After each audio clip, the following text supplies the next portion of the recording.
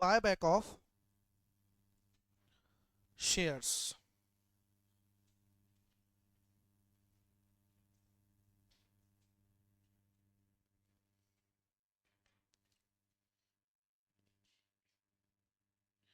इसका मतलब होता है buyback means purchase of its own shares by a company. जब कंपनी अपने खुद के जब शेयर्स खरीदती है तो उसको बायबैक बोला जाता है.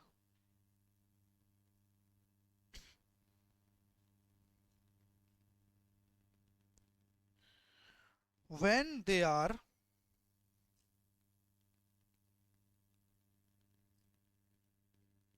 bought back, company have to cancel the share. अगर बायबैक होगा तो कंपनी को शेयर कैंसिल करके चलना पड़ेगा. जब शेयर इशू करते हो तो शेयर कैपिटल क्या होता है, डेबिट की क्रेडिट? डेबिट होता है कि क्रेडिट होता है जब इशू करते हो तो? You know that. तुम लोग क्या आंसर दे रहे हो बेवकूफी वाला. तुमको ये तक नहीं पता कि शेयर कैपिटल डेबिट होता है कि क्रेडिट होता है? इशू के टाइम पे क्रेडिट होता है. कौन डेबिट बोल रहा है? कोई कॉन्फिडेंस नहीं है, कोई कुछ नहीं है. इतना सारा क्वेश्चन में क्या बेवकूफी करके आए हो तुम लोग? जब कंपनी इशू करता है शेयर को तो क्रेडिट होता है, जब कैंसिल करेगा तो ऑब्वियसली डेबिट होगा यार, जैसे फॉरफीचर के टाइम पे होता है. तो ये चीज एंट्री आप लोग को ध्यान रखना है. ठीक है, चलिए कुछ कुछ एडवांटेज होगा बायबैक का.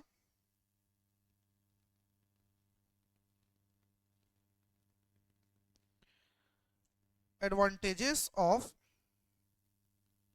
Buyback.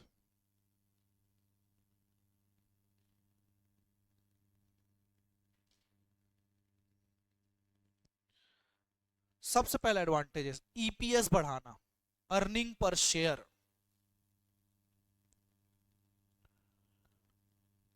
To increase earning per share.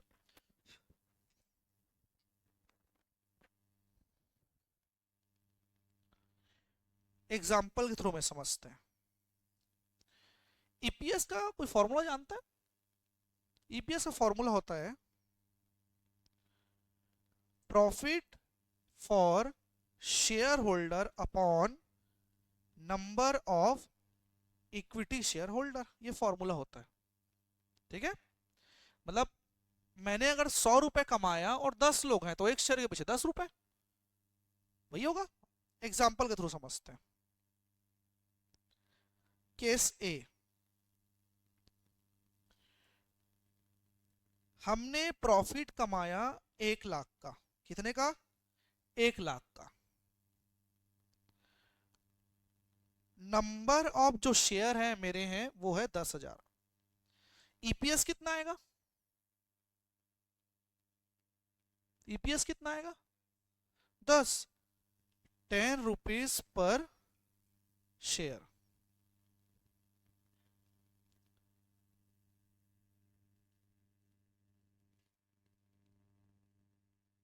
कितना आया? 10 रुपए. वही चलो मैंने किया बायबैक. केस बी, मैंने 50% बायबैक कर लिया. ठीक है, प्रॉफिट में कोई चेंजेस होगा? मैं बायबैक करूंगा तो ऑब्वियसली नो भाई, प्रॉफिट तो उतना ही रहेगा ना. अच्छा, कंपनी प्रॉफिट शेयर होल्डर के कारण कमाता है कि बिजनेस के कारण कमाता है? बिजनेस ना. तो प्रॉफिट तो मेरा 1 लाख रहेगा, लेकिन शेयर क्या हो जाएंगे? कम. तो बायबैक होगा कितना परसेंट? 50% होगा तो 5,000. अब देखो ईपीएस कितना आएगा? 20 रुपीज पर शेयर. मतलब बायबैक करने से ईपीएस इंक्रीज होता है. समझ आया सबको? साई, एवरीवन, ऑनलाइन वाले? चलिए ठीक. क्या प्रमोटर की होल्डिंग बढ़ती है? याद हो 76% मैंने एसआर एसआर पास करने के लिए मैंने पूरा इक्विटी होल्ड कर लिया था. तो टू इंक्रीज प्रमोटर्स होल्डिंग, तुम लोग थ्योरी पोर्शन में लिख रहे हो कि किस में लिख रहे हो? थ्योरी में लिख रहे हो ना एवरीवन? अब थ्योरी पोर्शन में लिखो, अभी थ्योरी में, ठीक है। टू इंक्रीज प्रमोटर होल्डिंग, क्योंकि जो बायबैक है वो पब्लिक को ऑफर होता है कि प्रमोटर को ऑफर होता है? पब्लिक को ऑफर होता है यार, पब्लिक को ऑफर होता है, प्रमोटर लोग थोड़ी खरीदते हैं।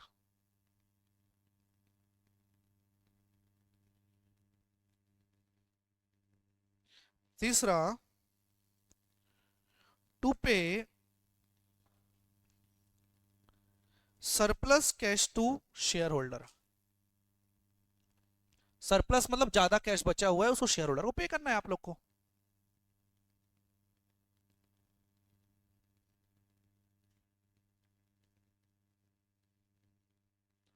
डन बच्चे लोग एवरीवन? ये सब होते हैं इसके एडवांटेजेस, जो ईपीएस और प्रमोटर होल्डिंग सबसे ज्यादा इंपॉर्टेंट है। चलिए समझते, कंपनी के पास जब ज्यादा पैसा हो तो क्या करता है।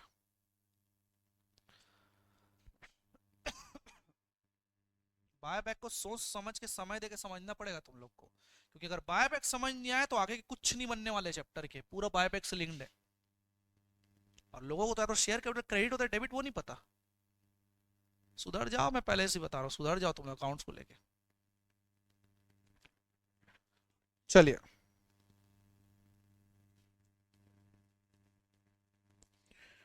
what company will do when have surplus cash? Company क्या करेगा अगर हमारे पास सरप्लस कैश है तो? ज्यादा डिविडेंड बांट सकता है, पे हाई डिविडेंड, इन्वेस्ट कर सकता है, और कुछ ज्यादा पैसे तो दूसरे कंपनी भी खरीद सकता है भाई, जैसे रिलायंस करता है। एक्वायर अदर कंपनी, और या तो बायबैक कर सकता है।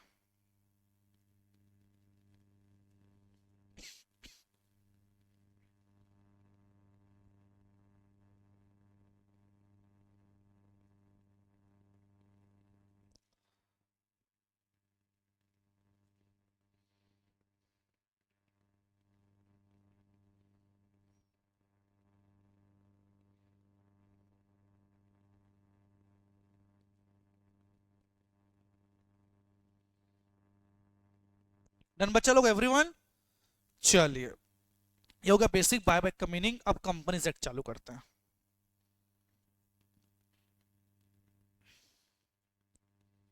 Section 68 of companies act 2013। Sir accounts में भी कंपनीज एक्ट, सेटिंग अप में भी कंपनीज एक्ट, कंपनी लॉ में भी कंपनीज एक्ट, यही तो जलवा है।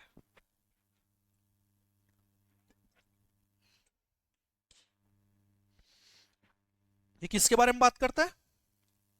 किसके बारे में? ये बायबैक के बारे में बात करता है।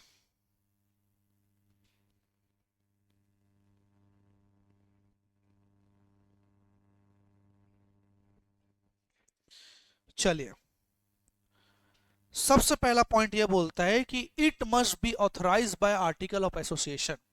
अगर आपको बायबैक करना है तो आर्टिकल से परमिशन लेना पड़ेगा आप लोग को। कौन से टेबल से? Table F. किसे लेना पड़ेगा? टेबल एफ से। Must be authorised bye article of association. Article of association को ऑथराइज करना चाहिए।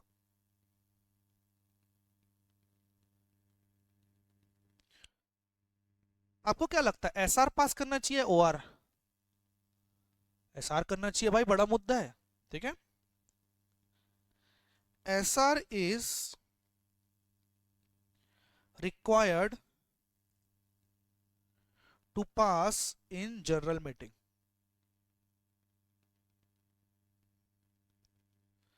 स्पेशल रिजोल्यूशन जनरल मीटिंग में पास करना पड़ेगा, लेकिन नहीं करना पड़ेगा कौन से केस में?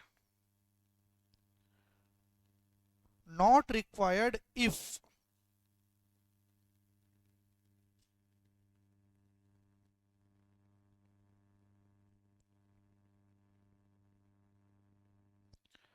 buyback is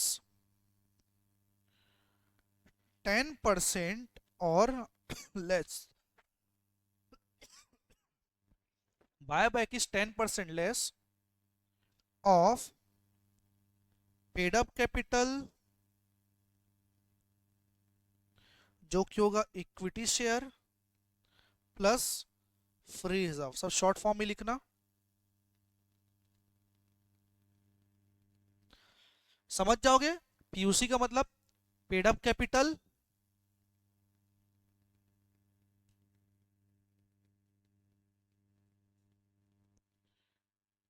paid up equity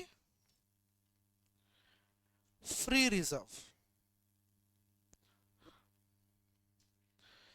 अगर मैं अपने पेड अप इक्विटी कैपिटल और इक्विटी फ्री रिजर्व से अगर 10% तक करूंगा या 10 से कम करूंगा तो एसआर पास करने की जरूरत नहीं. अगर उससे ज्यादा करूंगा तो एसआर तो लगेगा, लेकिन ऑथराइजेशन आप लोगों को बीओडी से लेना पड़ेगा. एंड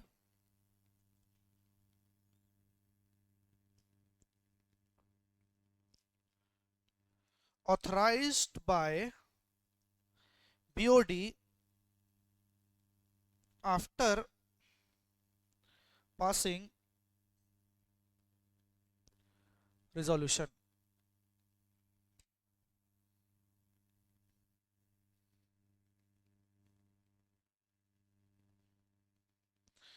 इसका मतलब ये होता है कि हर बायबैक के लिए आपको स्पेशल रिजोल्यूशन पास करना पड़ेगा. लेकिन अगर बायबैक मेरे free reserve paid up equity capital के 10% तक है, कितना है 10% तक, और उसका ऑथराइजेशन कौन दे दिया, बीओडी ने अगर उसका ऑथराइजेशन दे दिया, तो मुझे एसआर पास करने की जरूरत नहीं है. समझ आया कि नहीं सबको? एवरीवन थोड़ा ध्यान समझना है सब कॉन्सेप्ट को. ठीक. तीसरा पॉइंट, शेयर्स ना फुल्ली पेड अप होने चाहिए, पार्टली पेड अप में नहीं चलेगा. 10 रुपए का है, पूरा पैसा मंगवाओ. तुम तो पूरा पैसा मंगवाए नहीं और बायबैक कैसे कर रहे हो भाई? पॉसिबल नहीं है. आपको पहले शेयर्स को फुल्ली पेड अप करना पड़ेगा.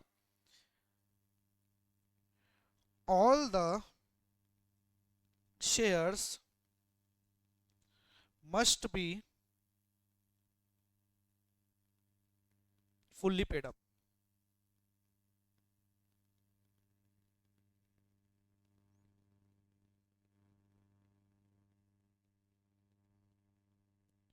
Fully paid up, partly paid up को आप नहीं कर पाएंगे बायबैक. क्या पढ़ रहे हैं हम लोग? Section 68.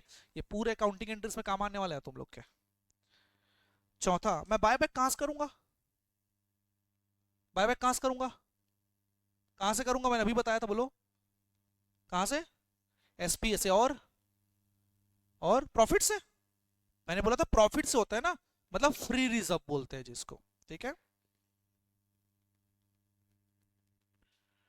Buyback can be carried out by दो केसेस.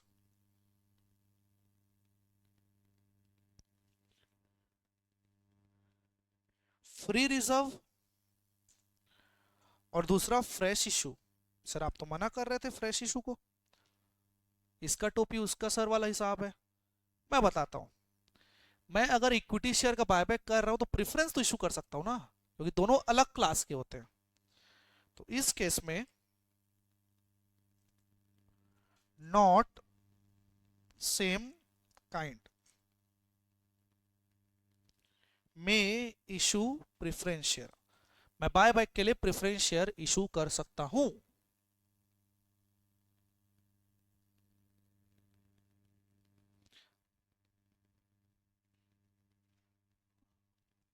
डन बच्चे लोग? सबसे बड़ा क्वेश्चन है फ्री रिजर्व क्या होता है. फ्री रिजर्व क्या होता है पता है? जो किसी भी काम के लिए यूज कर लो. डिविडेंड बांट दो, सैलरी बांट दो, बायबैक कर लो, जो करना करो, फ्री. समझ आया कि नहीं है? जिसके ऊपर लगता है रेस्ट्रिक्शन वो कभी फ्री नहीं होता. अब बताओ क्या एसपीए फ्री है? Answer is no. वो सिर्फ 6 ही आइटम में यूज होगा, वो फ्री नहीं है भैया. उससे तुम डिविडेंड बांट सकते हो क्या? है क्या डिविडेंड पॉइंट? नहीं. मतलब फ्री रिजर्व मतलब क्या होता है पता है? ऐसा रिजर्व जो डिविडेंड बांटने योग्य होता है। इसको थोड़ा सा एरो करके लिखना, यहाँ नीचे जगह रखना। फ्री रिजर्व क्या होता है समझते हैं।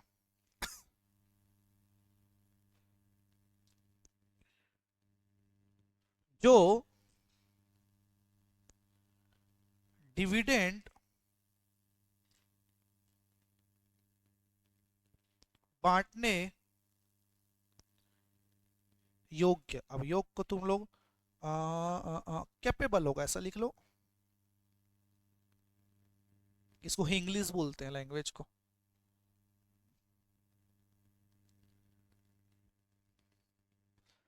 जिससे तुम लोग डिविडेंड बांट सकते हो।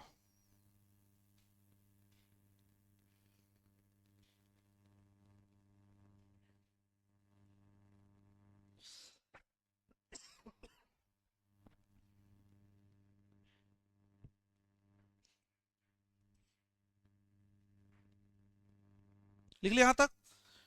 जैसे कि एग्जांपल, फ्री रिजर्व क्या क्या होता है? General reserve. यस भाई, जनरल रिजर्व फ्री होता है। और बताओ, और कुछ सुने हो? खुद फ्री रिजर्व, खुद फ्री रिजर्व फ्री होता है। और डिविडेंड किससे बांट सकते हो? नेट प्रॉफिट से भी बढ़ता है भाई, उसी को जनरल रिजर्व बोलते हैं। डिविडेंड रिजर्व भी बोल सकते हो, क्योंकि इससे डिविडेंड बढ़ता है।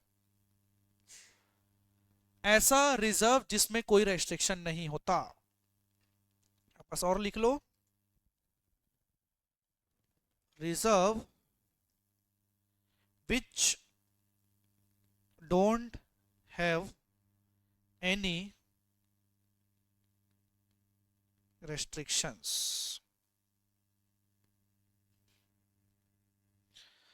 रिजर्व जिसमें कोई भी रेस्ट्रिक्शंस नहीं होता वो फ्री रिजर्व होता है। वो जो कि प्रॉफिट भी हो सकता है तुम लोग का। समझ आया कि नहीं सबको? एवरीवन लिख लिया यहां तक? ध्यान देना, अब थोड़ा समझना। Include SPA only for buyback. थोड़ा ध्यान सुनना। एसपीए क्या फ्री रिजर्व होता है? नहीं होता। लेकिन सिर्फ और सिर्फ इस सेक्शन के लिए उसको फ्री माना गया है। क्यों? क्योंकि 6 कंडीशन में से एक कंडीशन तो खुद बायबैक का है भाई, एसपीए का। याद है कि नहीं सर? वो fully paid up bonus share, commission, premium, उसमें एक शेयर बायबैक का था शायद। समझ आया कि नहीं? तो सिर्फ और सिर्फ बायबैक के प्रोविजन के लिए इसको फ्री बोला गया ना। ध्यान समझना, इसको लिखो। Include SPA, security premium account जो है यहां इस्तेमाल हो सकता है। या तो यहां इस्तेमाल करो या तो फ्रेश इशू करो भाई।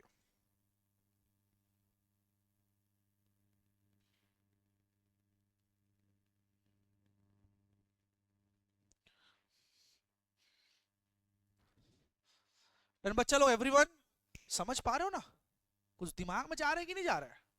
जा रहा है ना? जाना ही पड़ेगा, और कोई दूसरा ऑप्शन नहीं है। ऑनलाइन वाले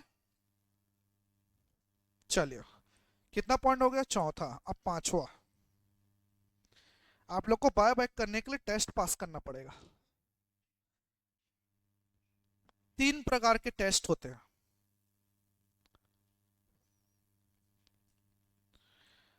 पहला जो टेस्ट होता है उसको बोलते हैं resource test.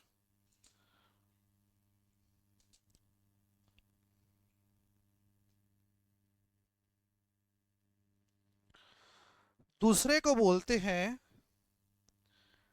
Share outstanding test. तीसरे को बोलते हैं डेट टू इक्विटी टेस्ट। इन तीनों टेस्ट को आप लोग को निभाना पड़ेगा। मतलब बायबैक इतना आसान नहीं है भाई। समझ आए बच्चे लोग? पहला टेस्ट क्या बोलता है, थोड़ा ध्यान समझना। पहला टेस्ट क्या बोलता है कि जो आपका बायबैक है लेस देन 25% होना चाहिए of paid up capital plus free reserve. मतलब तुम बायबैक कर रहे हो करके पूरे को नहीं कर सकते भाई। पेड अप कैपिटल और फ्री रिजर्व का 25% ही बायबैक हो सकता है, उससे ज्यादा नहीं हो सकता। समझ आया कि नहीं आया एवरीवन? लिखते चलो जल्दी।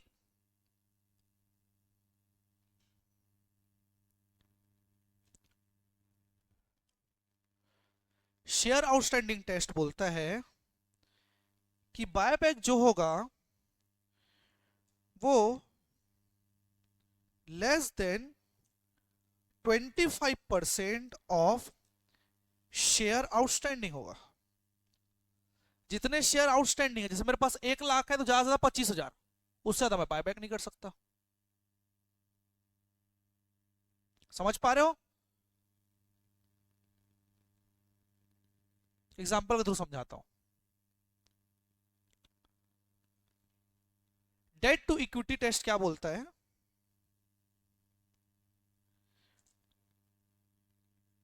After buyback debt to equity ratio can not more than 2:1। Ideal ratio है 2:1, 2:1 से ज्यादा नहीं होना चाहिए।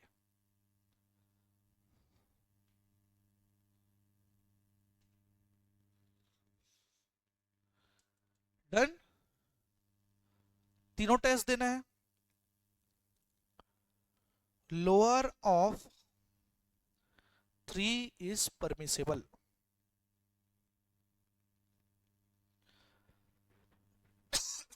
तीनों टेस्ट करना है, तीनों में जो सबसे कम आएगा वही परमिट करेंगे हम लोग।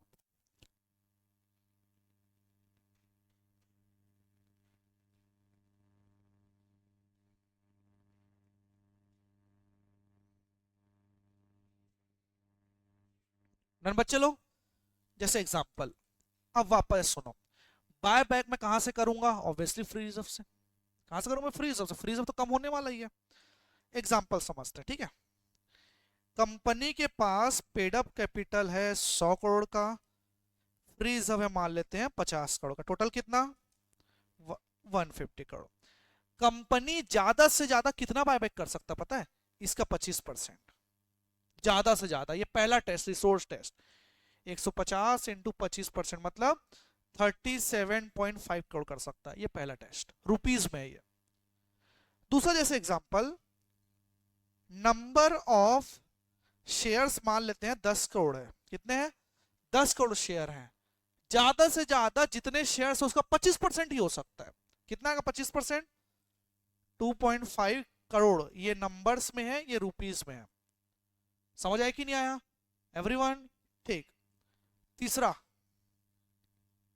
अभी फिलहाल मेरा जो डेट है ना वो मान लेते हैं 200 का है। कितने का है? 200 का है। इक्विटी अभी 150 का है करोड़।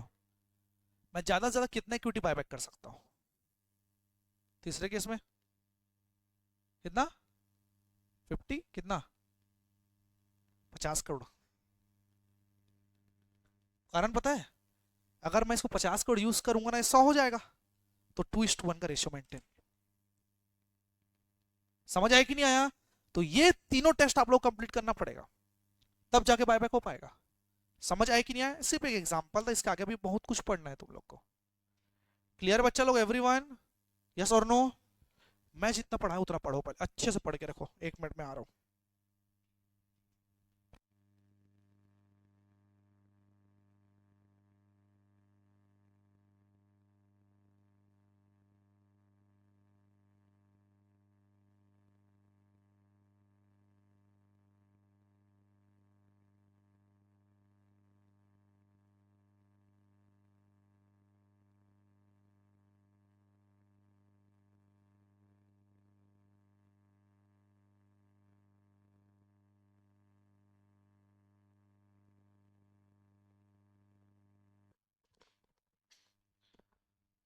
देखो यहां पास क्या बोला गया पता है?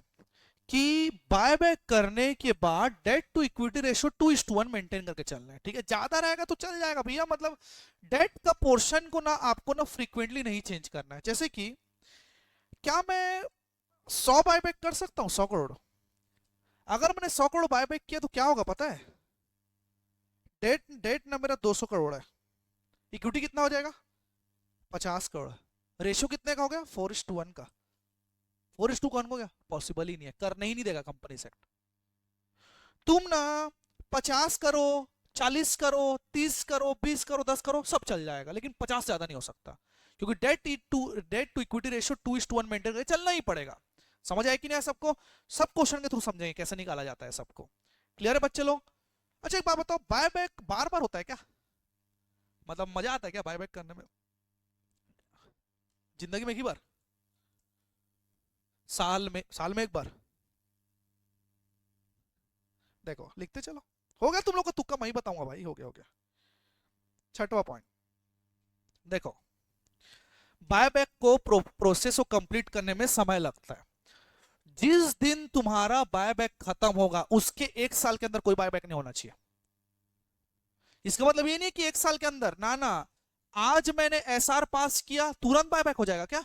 टाइम लगता है भाई बायबैक करने में। मैंने एसआर पास किया, पैसा जुगाड़ूंगा, अकाउंट ओपन करूंगा, उनको सेटलमेंट करूंगा, जिस दिन मेरा बायबैक क्लोज होगा उसके 1 साल तक और कोई बायबैक नहीं होना चाहिए, पहला कंडीशन। दूसरा, मैंने आज एसआर पास किया, एसआर मतलब स्पेशल रिजोल्यूशन, मैं बायबैक 2030 में करूंगा, चलेगा? 4 साल बाद आराम से करते ना यार, 20-30 साल बाद क्या लगा है? Answer is no, within 1 year. SR की वैलिडिटी 1 साल की होती है, मतलब एसआर पास करने के 1 साल के अंदर बायबैक कर लेना है, नहीं कर पाए ना एसआर इनवैलिड, फिर से नया एसआर पास करना पड़ेगा फिर। समझ आए कि नहीं? लिखते चलो पॉइंट को।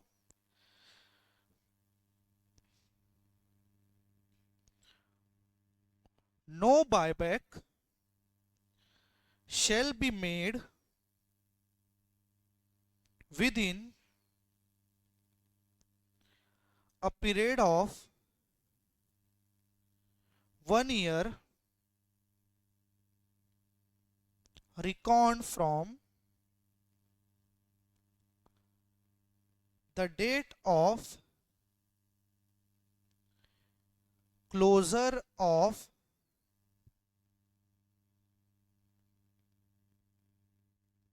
preceding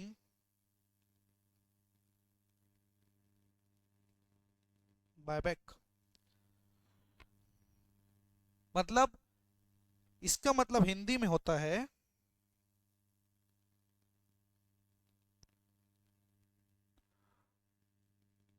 दो बायबैक के बीच में कम से कम 1 साल का गैप होना चाहिए। आपका व्हाट्सएप लैंग्वेज।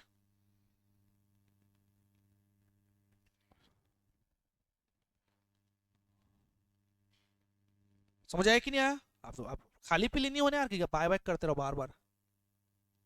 समझ आया सबको? ठीक, देन लिख लिया यहां तक। सातवां बोलता है कि एसआर पास करोगे तो साल भर के अंदर उसको कंप्लीट करना पड़ेगा, नहीं करोगे तो एसआर इनवैलिड हो जाएगा। Completed within 1 year from passing SR.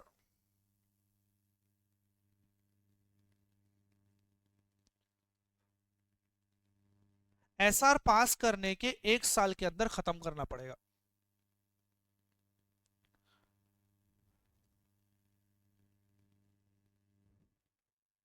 Done बच्चे लो, एवरीवन? चलिए अभी भी बाकी है ना। Point number 8, sources of buyback. पैसा कहां से आएगा भाई? सोर्सेस ऑफ बायबैक,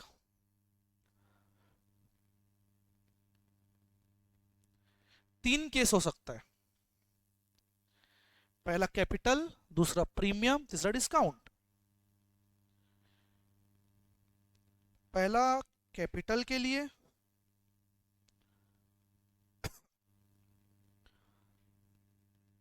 दूसरा प्रीमियम के लिए, तीसरा डिस्काउंट के लिए।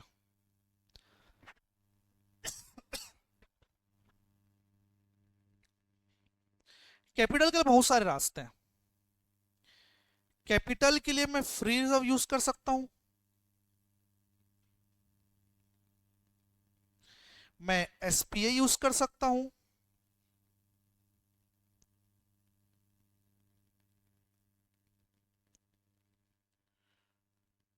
प्रोसीड फ्रॉम एनी शेयर, मतलब कहीं से शेयर भी खरीद सकता हूं मैं,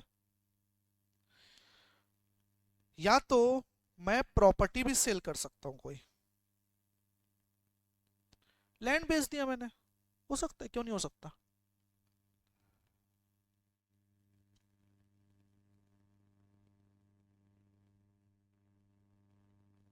डन।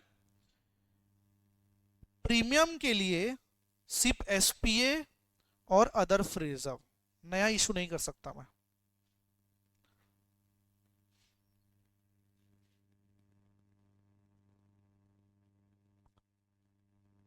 डन बच्चे लोग, एवरीवन।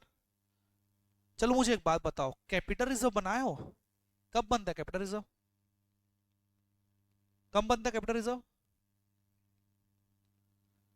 री इशू हम करते हैं, उसके बाद जो पैसा बच जाता है ना, उसको कैपिटल रिजर्व में डालते हैं। क्या कैपिटल रिजर्व फ्री है? आंसर इज नो, वो फ्री नहीं है। क्या इस्तेमाल कर लेंगे यार फिर कैपिटल रिजर्व का? डिस्काउंट में। डिस्काउंट के लिए तो यूज होता है ना कैपिटल रिजर्व, अगर डिस्काउंट होगा तो यूज करना कैपिटल रिजर्व को।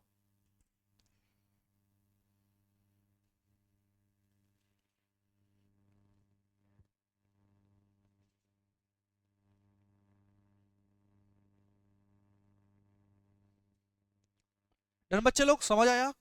अब last, most important,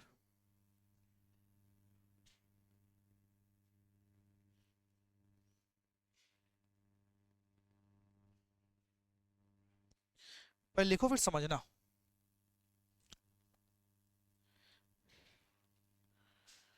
nominal amount of buyback is transfer from general reserve to CRR। Nominal amount मतलब होता है फेस वैल्यू, जितने फेस वैल्यू का, डिस्काउंट और प्रीमियम को छोड़ दो, जितने का फेस वैल्यू का आपने बायबैक किया है उसको general reserve to CRR transfer करना पड़ेगा। समझ आया कि नहीं आया सबको, एवरीवन? और ये सीआरआर कहां यूज होगा पता है? आगे जाके बोनस शेयर के लिए। लिखते चलो, विच में यूज फॉर बोनस शेयर, मतलब आगे जाके बोनस शेयर के लिए यूज होगा तुम लोग का।